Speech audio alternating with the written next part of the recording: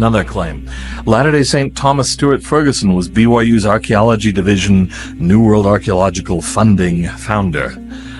NWAF was financed by the church. NWAF and Ferguson were tasked by BYU and the church in the 1950s and 1960s to find archaeological evidence to support the Book of Mormon. And the idea is, well, Ferguson failed and Ferguson lost his testimony, and this should discredit the Book of Mormon in the minds of alert, sentient Latter-day Saints.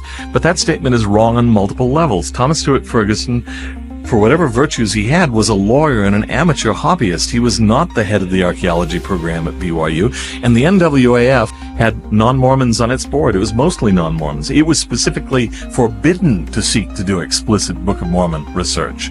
It was tasked with working in an area where Latter-day Saints expected it would find evidence, but it was not its task to do that. This is his fourth objection, Book of Mormon geography.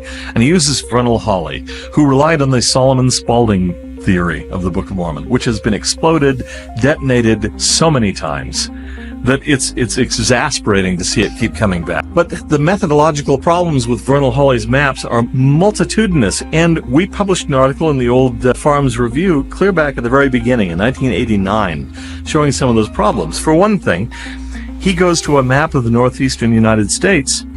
He goes through all the toponyms, the place names there, and then he tries to find things in the Book of Mormon that, are vaguely familiar. They sound sort of the same, but some of them are really a stretch. I mean, Jacobsburg, well, that's Book of Mormon Jacobugath. Antioch, that's Anianti.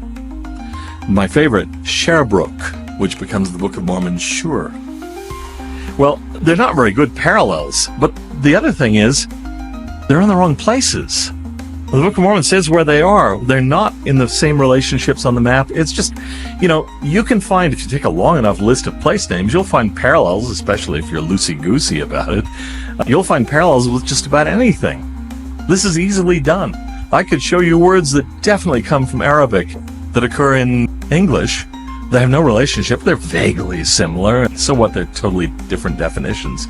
If you have no standards for what counts as evidence, anything can count as evidence.